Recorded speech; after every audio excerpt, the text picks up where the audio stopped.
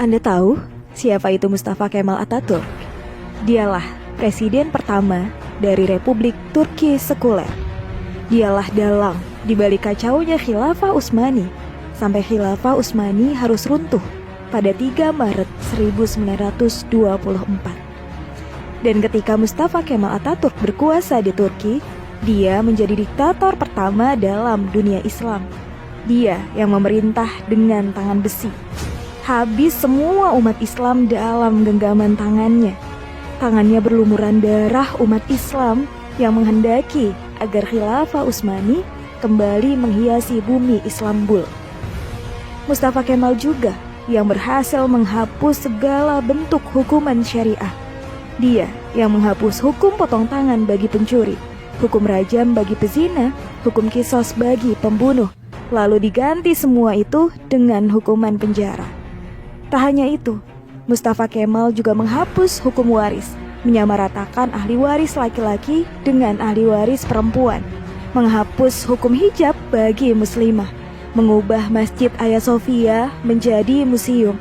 Kalimat azan diganti menjadi bahasa Turki, menggalakkan minum-minuman khamr di tempat umum, dan menjadikan majelis-majelis ilmu, kemudian menggantinya dengan tempat-tempat lokalisasi pelacuran dan diskotik.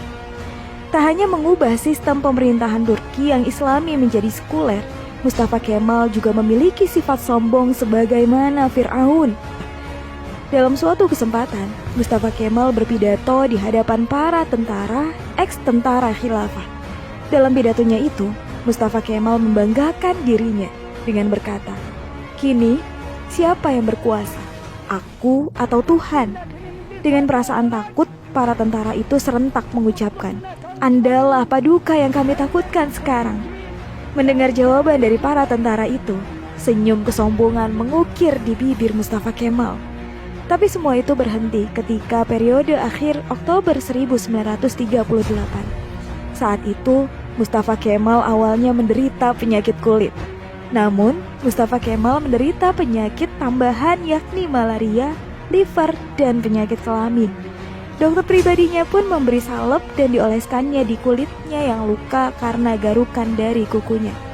Dari Abdullah Azzam dalam bukunya Naratul Maf'udah menjelaskan prosesi ajal Mustafa Kemal Atatürk yang sangat mengerikan. Menurut Dr. Abdullah Azzam, sebuah cairan berkumpul di perutnya secara kronis. Ingatannya melemah, darah mulai mengalir dari hidungnya tanpa henti. Untuk mengeluarkan cairan dalam tubuhnya, dokter pun menusuk jarum di perutnya. Tapi hasilnya, perutnya membusung dan kedua kakinya bengkak. Wajahnya pun menjadi pusat pasi dan terlihat seperti tengkorak. Mustafa Kemal yang sedang sakit menderita itu, kesehariannya dilingkupi rasa panas yang luar biasa. Bahkan, gatal-gatal dari tubuhnya semakin menjadi, hingga dia merasa tak tahan, lalu menjerit sampai terdengar di seluruh istana. Para pekerja istana sangat ketakutan ketika Mustafa Kemal sudah menjerit karena kesakitan. Badannya yang panas hingga melebihi suhu normal membuatnya tak mau masuk istana. Dia minta dibawa ke tengah-tengah laut untuk menurunkan suhu tubuhnya. Tapi ternyata suhu tubuhnya selalu naik dan malah bertambah panas. Syekh Dr. Said Hussein Al-Afani dalam kitabnya Al-Jaza min Jinsil Amal mengisahkan bahwa sebenarnya Mustafa Kemal sudah mulai menderita kanker hati pada tahun 1936. Tapi anehnya para dokter yang mendiagnosa baru mengetahui bahwa Mustafa Kemal terkena kanker hati pada tahun 1938. Dan puncaknya, pada pagi hari tanggal 10 November 1938, Mustafa Kemal dinyatakan mati oleh tim dokter. Sakaratul maut yang amat mengerikan bagi pengkhianat dan penghancur Khilafah Utsmani.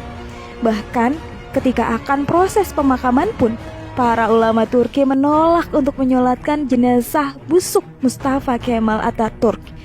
Baru dini hari ke-9, atas desakan dan permintaan dari adik perempuan Mustafa Kemal, barulah para ulama dan rakyat Turki mengkafani, menyolatkan dan menguburkan Mustafa Kemal.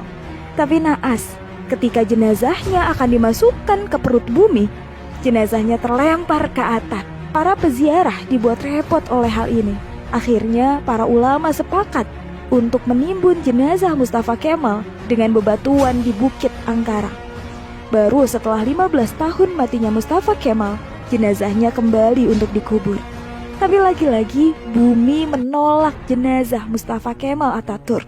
Hingga akhirnya jenazah Mustafa Kemal dimasukkan ke dalam museum etnografi di Ankara, Turki. Jenazahnya ditimbun dengan bebatuan marmer yang bobotnya sampai 44 ton. Dan jika Anda pergi ke museum etnografi di Turki untuk melihat makam Mustafa Kemal, para pemandu museum pasti akan menyemprotkan parfum yang paling wangi ke pakaian Anda. Sebab jika Anda sudah mendekati makam Mustafa Kemal, pasti akan tercium bau yang lebih busuk dari bangkai. Pihak museum pun mengakui jika sumber bau busuk itu bukan dari WC atau septic tank yang bocor, melainkan dari areal makam Mustafa Kemal Atatürk. Kisah ini memberikan iktibar, seperti kata beberapa ulama, kalau kamu benci dan mencoba menjegal khilafah, maka kamu akan melawan Allah. Lihat, kematian yang mengerikan menimpa Mustafa Kemal Atatürk laknatullah, si penjegal dan penghancur khilafah Utsmani. Aroma bau yang terus keluar dari makam Mustafa Kemal adalah cara Allah memperingatkan kepada siapa saja yang mencoba sombong dengan kekuasaannya dan melawan syariatnya, maka dia pasti akan mendapatkan kematian yang terhina. Wallahu a'lam bishawab.